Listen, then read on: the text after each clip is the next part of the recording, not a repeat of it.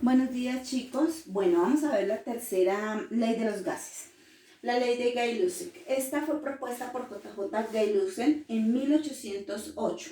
Él era un químico francés.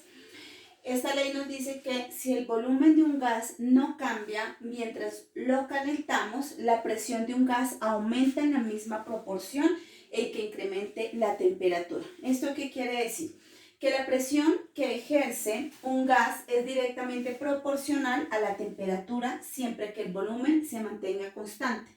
Para la anterior, la de Charles, lo que teníamos que tener en constante era la presión. Aquí vamos a tener constante el volumen.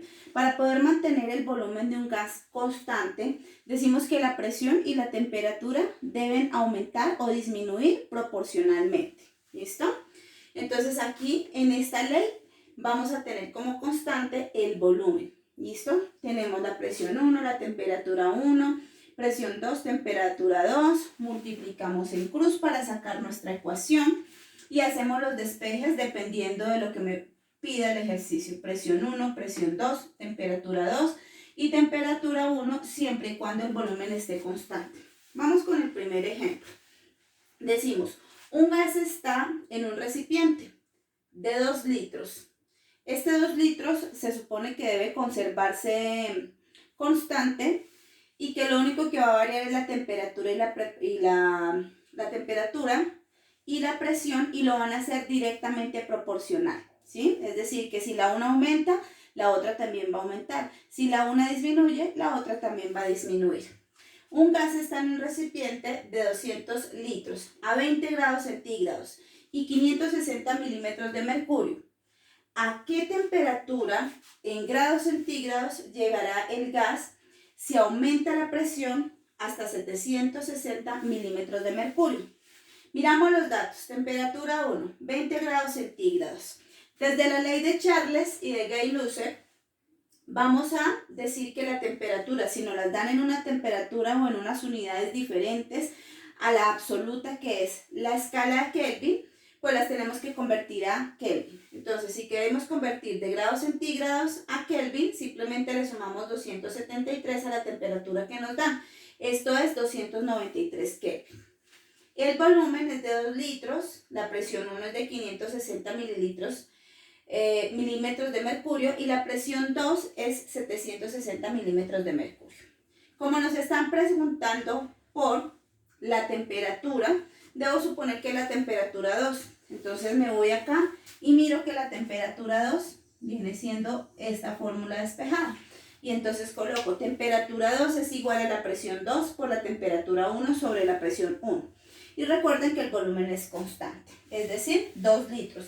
No puede aumentar ni disminuir el volumen, por lo tanto, la temperatura y la presión deben aumentar o deben disminuir. Temperatura 2 es igual a presión 2. ¿Quién es la presión 2? 760 milímetros de mercurio por la temperatura 1 ya convertida a la escala absoluta de Kelvin, 293 Kelvin, sobre la presión 1, que es 560 milímetros de mercurio. Esto vendría siendo igual, cancelamos milímetros de mercurio y milímetros de mercurio me queda en Kelvin.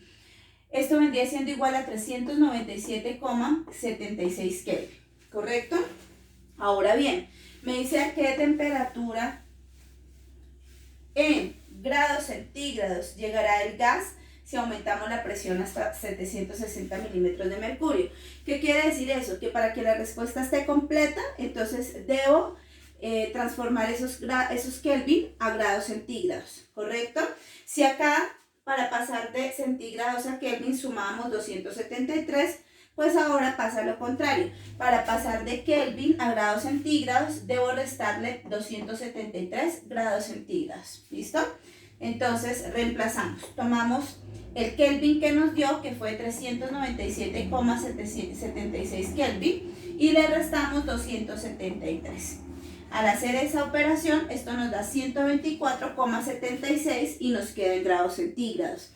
La respuesta a esto, ¿qué vendría siendo? Entonces, si me preguntan a qué temperatura, pues yo digo que a 124,76 grados centígrados. Aquí nos damos cuenta que de 560 milímetros de mercurio aumentó la presión a 760. Por lo tanto, lo correcto es que si esta aumentó, que es la presión, la temperatura también aumente, ¿cierto? Porque para que se cumpla la ley, si la una aumenta, la otra también. Entonces, miramos que la temperatura inicial fue, ¿cuánto? 20 grados centígrados y que efectivamente aumentó ¿a cuánto? A 124,76 grados centígrados. Es decir, que sí son condiciones directamente proporcionales. ¿Listo? Les propongo unos ejercicios como hicimos con la anterior ley y ustedes los desarrollan y yo les doy unas fechas para la entrega de estos ejercicios. Nos vemos.